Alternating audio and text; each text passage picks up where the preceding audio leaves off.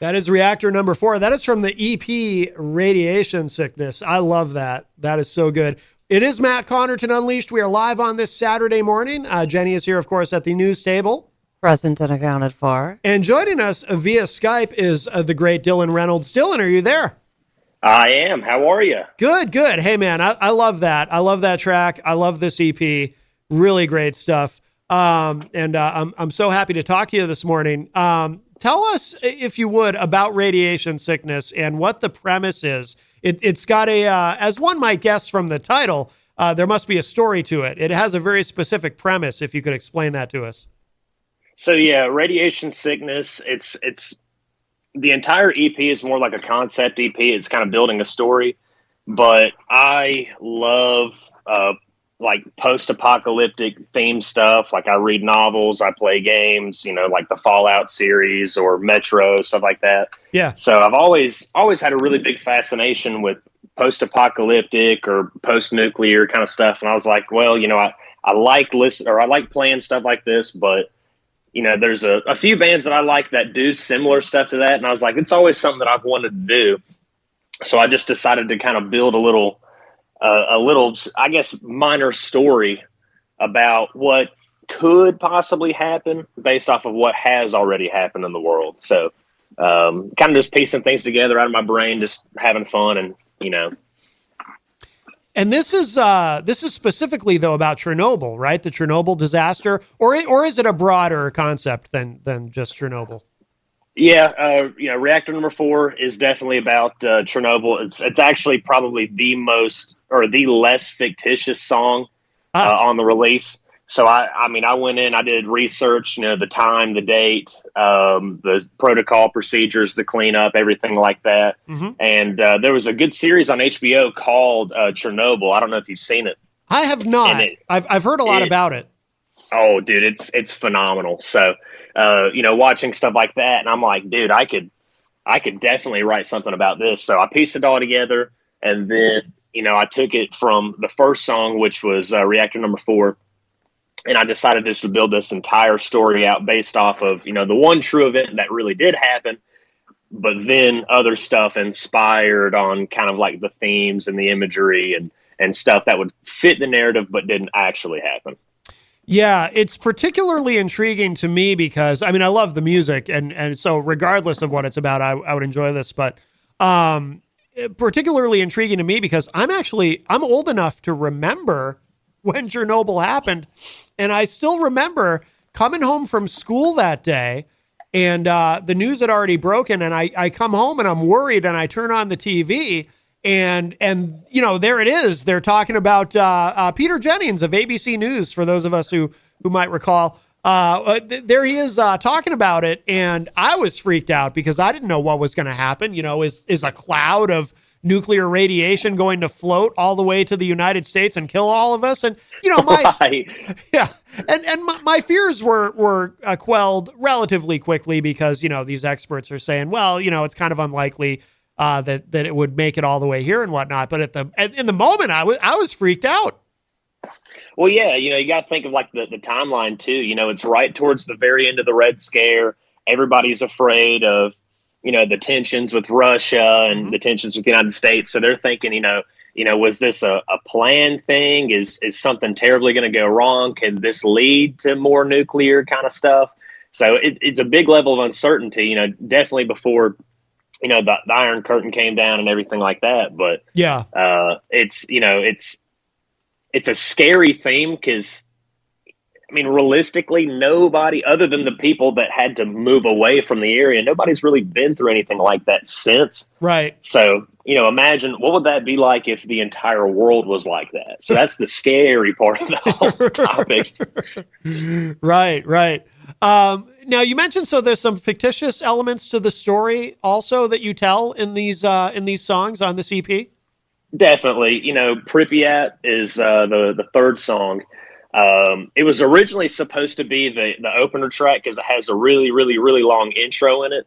But then I started thinking about it and I'm like, as far as the timeline's concerned, that wouldn't make sense. So I decided to put that a little bit farther down. Yeah. But that's actually based on there's a there's an old PC computer game called Stalker, which is about there's a bunch of warring factions in the the Chernobyl exclusion zone, and there's mutants, and stalkers are basically guys that go in. They have wars and gangs and stuff like that, and they go in and they fight mutants, they fight bandits, shit like that. Whoops, sorry. And That's all right. sorry about that. That's okay. I caught it. I gotta turn on the radio voice. Yeah, sorry. No worries. And, we're on a delay, so I caught it. It's all good. Okay, good deal. And but yes, so Pripyat's about the stalker games. Radiation Sickness is more of not really based on anything, but rather the theme. And then the Aftermath is a song that I wrote. Man, I probably wrote that song like 7 or 8 years ago, and I just never had anything to kind of put it with. And it's more of like, the big screams, the big terror, the fires, everything is for the most part been put out, but it's about what remains after. And it's all these people just basically either one trying to survive or two banding together to take whatever they want. So kind of Mad Maxy in a way, I guess. Yeah.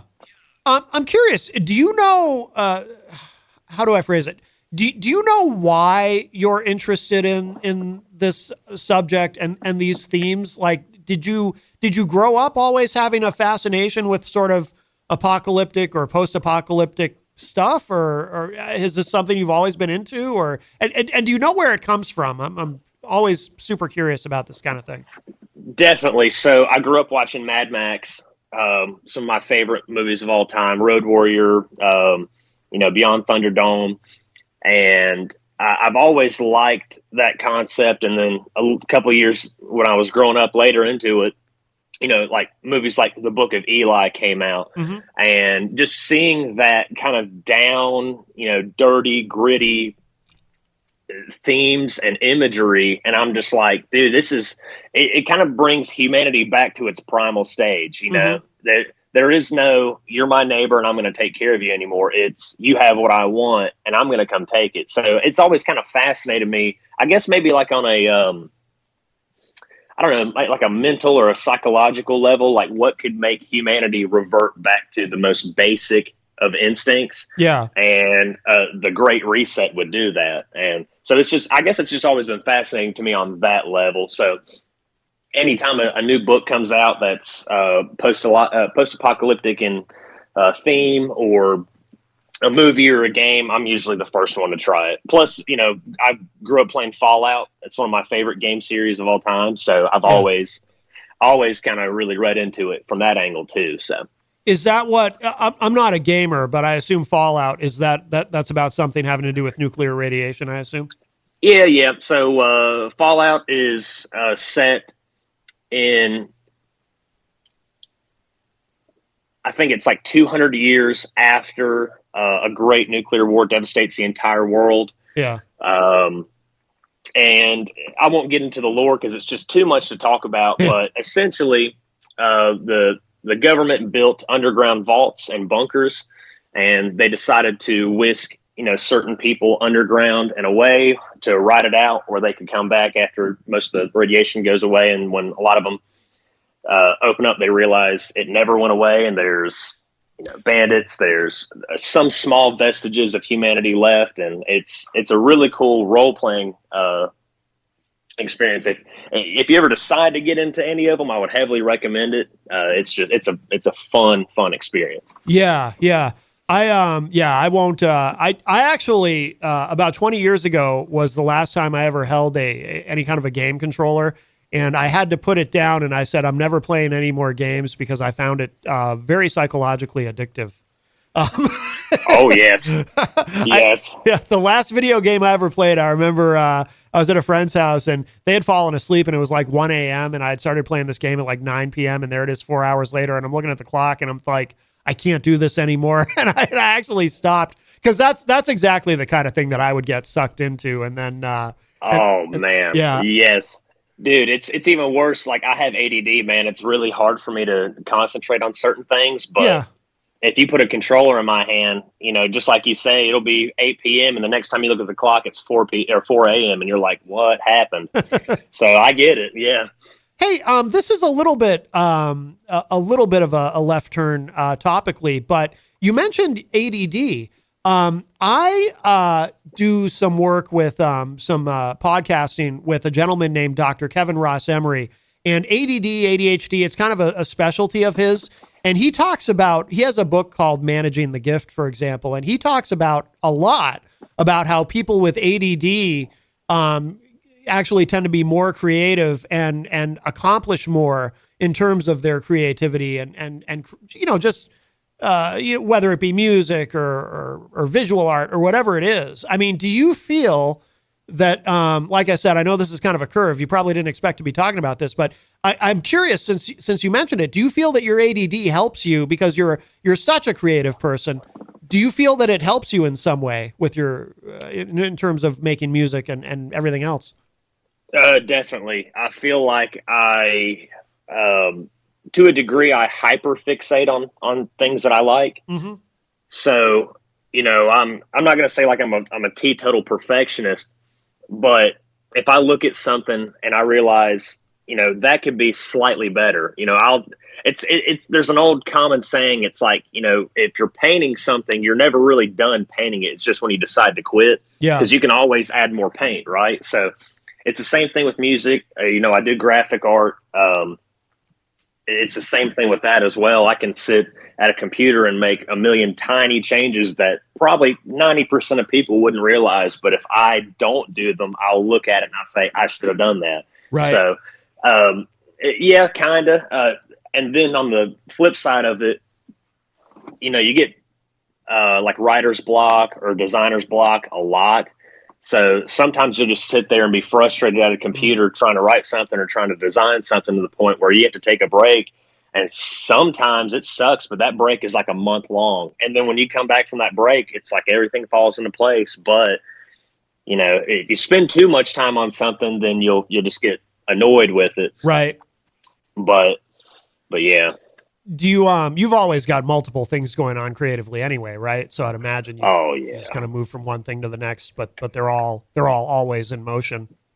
Yeah, that's a way to keep it fresh too, is you get a little frustrated with one thing, put it down, run to the next, knock that out, come back. So that definitely does help. Yeah. Yeah. And you mentioned too, being a graphic artist. So obviously you do all the artwork for, like radiation sickness. You did all that yourself, I would imagine, right? Yeah. So normally, under normal circumstances, I'll be 100% transparent with it. For normal clients that I have, I never use AI generated art. I think it's a cool tool to get inspiration, but I don't ever use it for clients of mine. Yeah. I did use it for my stuff just because it's something I wanted to put out as quick as possible. So I did a lot of editing to it, but for the most part, it is generated. But like I said, it's only stuff that I've used for my personal stuff. That way I'm not going to charge somebody, however much I charge for a design when it, took 10 seconds to generate versus, them tell me something specific and I'll make it myself. Sure. So, yeah. But yeah. That's interesting because that's another subject that comes up a lot on this show, AI and how it affects the music industry and art and so forth. How do you feel about AI in terms of music? Are you worried about it? Do you care? Is it, there's a lot of varying opinions on the matter. Well, you know me, I love rock music, right? So yes. As far as when it comes to playing it live, rock bands historically have for the most part, played every instrument live. Pop music resorts a little bit more towards backing tracks and not as many live musicians. Yeah. So in a way, it's a stretch, but in a way I kind of look at it like, how is AI any different than a pop singer playing live? If they're just playing to music behind them and then somebody hits a button and generates a couple beats, I'm kind of in that. Like I said, it's a stretch. Yeah. Now, as far as being like a complete creative process, like, I'm going to pump in a formula on the computer and it's going to pull out beats for me. It's going to pull out chord patterns. It's going to do that. Don't really believe in that. I don't find that creative at all. Right. But maybe using it as just an inspiration tool rather than the means to an end. Yeah. I think would probably be okay. Yeah, yeah, yeah. It's going to be very interesting in the coming years to see how the music industry deals with it and so forth. But getting back to Radiation Sickness for a moment. So, are you performing these songs live, or is this strictly a studio project, or how are you proceeding with it? Currently, studio project only. In my normal day to day, I'm extremely busy, so I don't have a lot of time to go out and find guys that I trust who can learn all the material, Yeah, and then grind and play a whole bunch of shows. So it's more just fun for me. yeah, And a little bit of a segue. It helps me build up a catalog, which gets me, different doors open. Like right now, I am writing the soundtrack for a local movie based out of Hickory, North Carolina. Oh, So we're writing. It's a complete independent movie. So they wanted to do an '80s style slasher thriller, oh, and they wanted a complete hard rock soundtrack to go with the movie. So it's somebody that I've known for years. He's a writer. He's an author.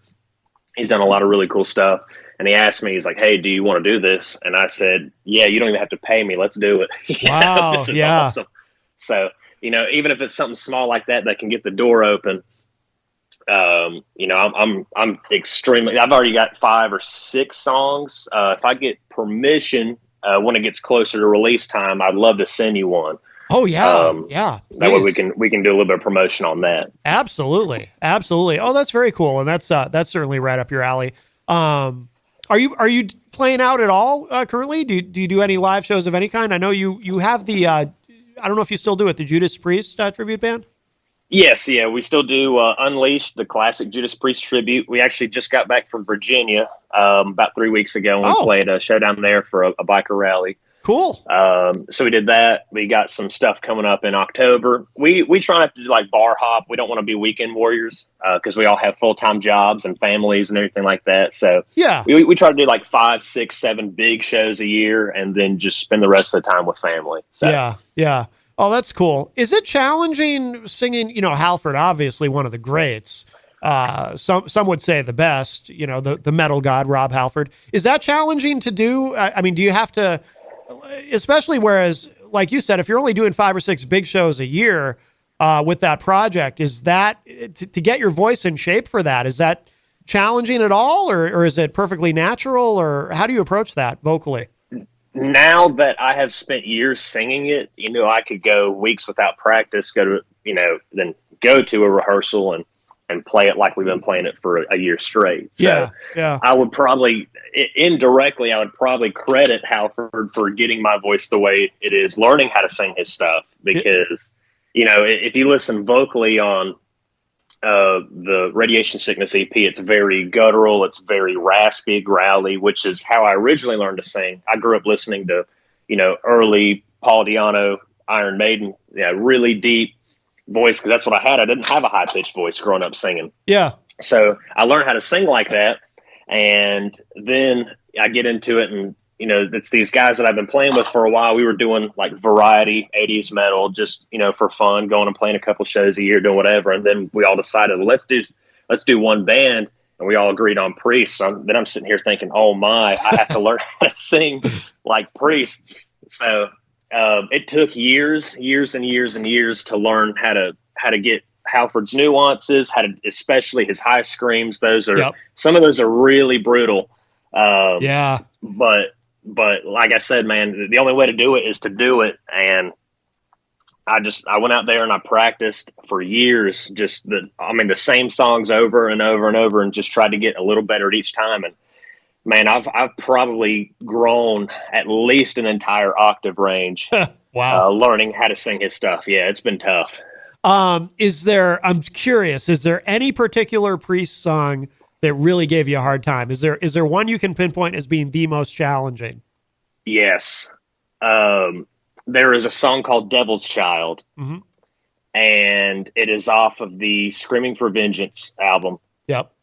It is absolutely and it was one of the first songs they wanted me to learn too. So it was right. So I mean, it's tough, man. There's kind of like a bridge section where it's just nothing but his high screaming piercing notes, and it's not like there's different levels to Halford's screams. There's low screams and there's high, and that midsection is nothing but high screams. The chorus is high screams. I mean, it's tough, man. I think honestly, this is kind of gonna be weird to say, but I think I could sing Painkiller easier than I could sing Devil's Child. Really? Yeah. It's right in the pocket. I don't know how to describe it other than that with my voice. Yeah. But I can hit those screams all day long because they're right about in the same zone. So it's not monotonous, but it doesn't gas me out. But Devil's Child, for some reason, dude, that song kills me every time. But it's probably kind of cool in a way that you said that was one of the first ones, or the first one they wanted you to learn, because I mean, if you can sing that, you can sing any of it, right? Yes. So that's probably a good way to start from that standpoint. Oh, definitely. Yeah. Yeah. Very cool. Dillon, the time goes so quickly. I do want to, so we'll let you go in a moment, but I want to end the segment by playing another track from Radiation Sickness. But I'd like you to choose what would be a good one to end with. Let's go with the title track. Oh, there it is. Yep. I'm staring right at it and not seeing it. Clearly, I need more caffeine. All right, very good. So we'll play that. We'll play the title track from Radiation Sickness. And Dillon, where should people go online to keep up with everything that you're doing, to find the EP and just anything else? If you want to plug your work as a graphic artist, anything our listeners should know about you. So for graphic artwork, you can find me at Atom, ATOM, bombartwork.com. Music general updates are on my YouTube channel, youtube.com/dangerousdillon with a Z, not an S. And you can just find me generally on Facebook under Dillon Reynolds or Dillon Reynolds Music. And that's typically where I keep everything else. Also, if you want to check out the Unleashed tribute, we are on Facebook as Unleashed, the classic Judas Priest tribute. Very cool. Very cool. All right, Dillon Reynolds, thank you so much, my friend. I'm going to hit this track. And I appreciate you joining us today, and we'll do this again in the near future, I'm sure. All righty, man. Thank you for letting me be on. Absolutely, anytime. All right, thanks, Dillon. Take care. Later, buddy.